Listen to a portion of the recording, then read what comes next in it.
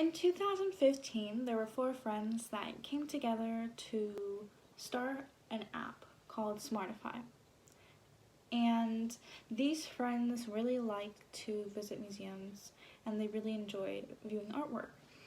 Well, their ambition was to reframe the use of smartphones as engagement rather than distraction, and their mission is to help people make meaningful connections with art and to support arts organizations with audience reach and financial resilience. And through that, they started the app Smartify. So Smartify, like I said, allows visitors at a museum to use smartphones as an engagement tool rather than as a distraction.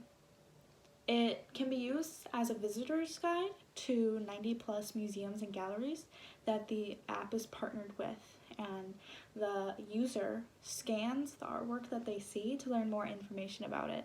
It also is complete with a database of millions of artworks and thousands of artists that they can search and learn about, and they can actually add it to an online collection of artworks and artists on the app by hearting it. So it's a pretty interesting app. Well, even though there are pros, there are also cons. The pros is, of course, it is free for iOS and Android. It is free, and the only in-app purchases that they have are for tours that people can purchase and tour a museum while seeing it on their phone, which is pretty cool. Well, another pro is that it is a way for museums to have more of an in-depth knowledge about the artwork that is up, and they can also learn about artists and artwork from the Explore page, where they can look up and learn about these artists and artwork, and they can also create their own digital collection. So those are the pros that I've said, and the cons, of course, there's cons. One of them is that there are less than 100 museums and galleries that they are partnered with, and there is a want for all artwork to be recognized from scanning from the consumers, and they're really working towards that by partnering with museums and galleries. So the consumer demographic is usually white women between the ages of 18 and 34. And a lot of them live in the US or in the UK. And of course, they visit museums and galleries. And the main demographic we'll be focusing on are those that visit in art museums and galleries. Well, the major competitor for them is the Google Arts and Culture, which is an app people can download. It is more well known than Smartify, and the users can actually go on virtual tours, like virtual reality tours of real museums. For the SWOT analysis, the couple strengths they have is that you can scan out artwork and learn more about it in the partnered museums and galleries.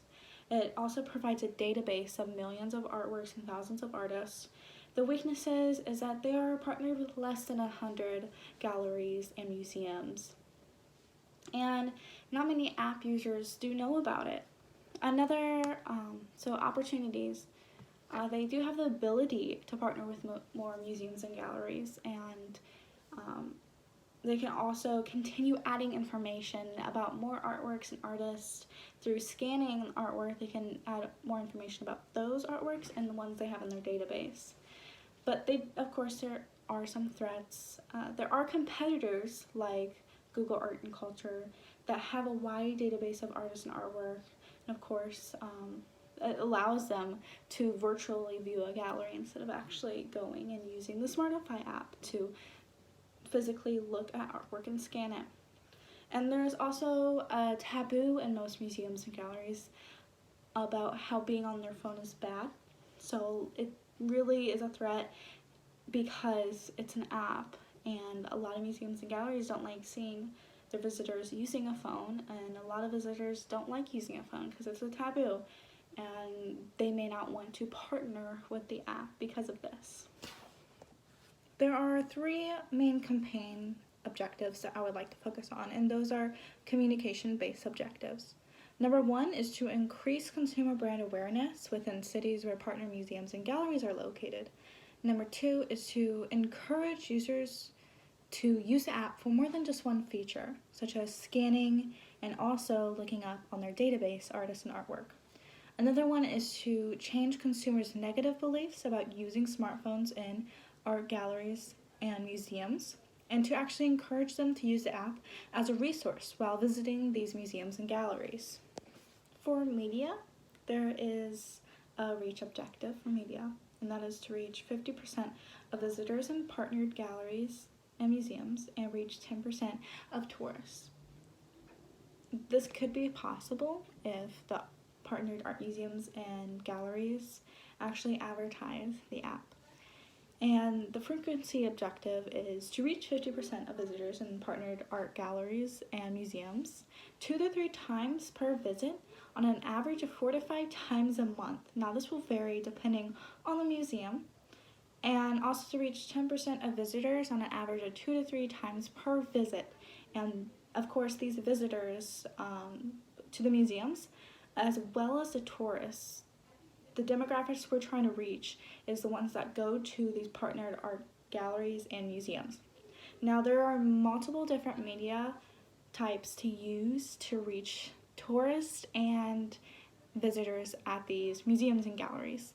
One is to use local magazines and newspapers in cities where these art museums and galleries are located.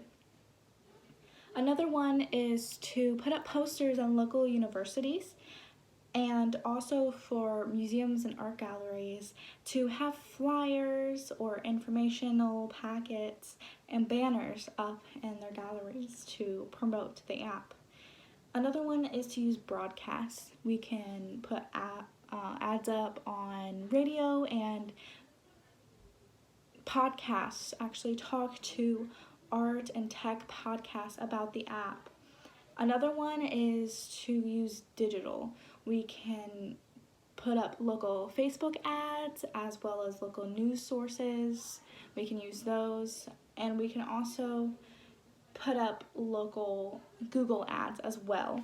There are 2 main IBP recommendations that would be best for Smartify. One is sales promotion and another is support media. The best way to utilize sales promotion would be under the consumer market sales promotion category. A couple useful ideas would be to run contests or have price off deals for tours on the app. For support media, there are multiple support medias that Smartify can utilize. There can be billboards along highways by exits where people exit to go on to museums and galleries. There can also be transit advertising on bus stops, train stops, and on trains that go towards art museum and galleries and stops that are by these museums and galleries. For PR recommendations, media relations and effective PR tie-in with IBP campaign is very important. There are multiple ways to utilize media relationships to build Smartify's brand beyond just profit. Actually having a positive relationship with journalists can help encourage them to run special stories on the company and an overall positive voice about the company. PR can also help prepare information for the journalists to give them, and an overall positive relationship with news outlets, magazines, and all that is highly important to connect with the community and consumers as well. For effective PR tie-in with IBP campaign, a public relations plan is integrated within the IBP campaign, and that can actually help the company in many ways. Public relations objectives that are set for short and long term can allow IBP campaigns to utilize those goals. It is important to decide best communication media that will be used to implement the public relations campaign and what the message should be. It is also vital to evaluate the results of public relations plan so that these steps can be used for the IBP campaign and to make sure that the plan is actually working.